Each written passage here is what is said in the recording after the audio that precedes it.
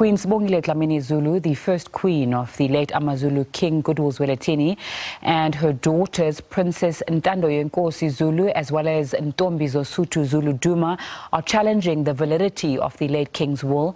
The first queen wants the court to recognize that she married the king in a civil marriage in terms of the Marriage Act of 1961.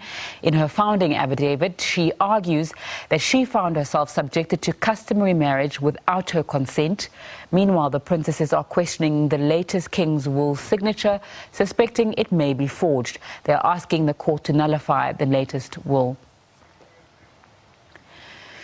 Let's find out more about that court matter. Our reporter Simphiwe Makhanya has been following the proceedings. A very good afternoon to you, Simphiwe. Just tell us more about what happened in court today. Well, good afternoon to you, Nzenga, and as well as the viewers at home. Well, before perhaps one gets into the nitty-gritties of what transpired inside court today, I can certainly tell you that we've been witnessing quite a number of amabutho as well as maidens who are camping just outside the court premises, obviously trying to monitor the court proceedings inside. This court case, Nzenga, is essentially about two things. One, two of the late King Goodwill Zwelithini's daughters are basically challenging the validity of the will. And on the other hand, his first wife, that is Princess Sibongile, is basically saying, as the first wife, I'm entitled to 50% of whatever that the king had in terms of his will. But in terms of what transpired in court today, I'm now joined by my colleague, that's Mr. Bongani Gema. Mr. Gema, thank you very much for your time. Perhaps before we get into what happened, can you just paint us a picture as to who was inside court today?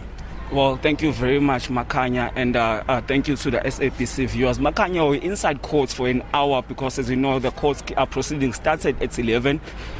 Inside courts, members of the royal family actually packed the gallery, Makhanya. It was members of the royal family from the KwaKhangela Palace, which you know are in support of our Queen Sibongile Zulu in her application that she has brought to the High Court. Now, as you mentioned, Makhanya, the Queen actually wants the court to assess her rights to 50% of the late king's estates. But what we heard inside court when the proceedings started, her attorney is saying that she also wants the court to actually determine the validity of the king's customary marriages. As we know, she married the king in 1969, if I'm not mistaken. She entered into a civil marriage, which is under civil law, and then the king subsequently married other wives under customary law. Now, she says that the civil law actually precluded the king from entering into these other marriages. She says she's the only wife that should be legally recognized. And then when there is the lawyers of the respondents, which is a lawyer of the king-elect to Mrs. Zulu,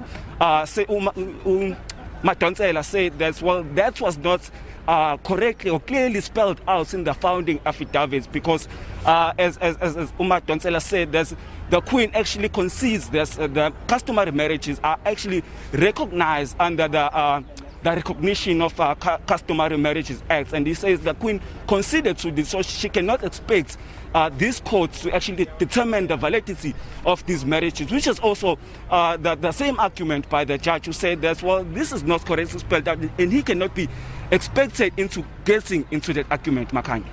Just in terms of the mood inside court, obviously the Prime Minister of AmaZulu nation, that's Prince Mangosuthu Buthelezi, earlier on issued a statement saying that people must not come here to actually observe COVID-19 regulations. Have we seen the late king's daughters being part of the court proceedings? And just in terms of the mood inside the courtroom?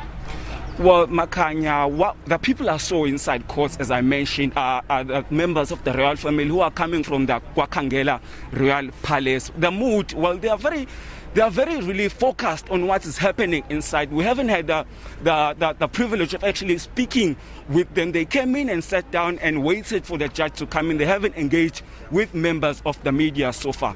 Okay. Court proceedings have been adjourned until 2 o'clock. Is the matter still going to proceed after 2 o'clock this afternoon? Indeed, Makhanya, we're told we must return at 2:15, which we will do.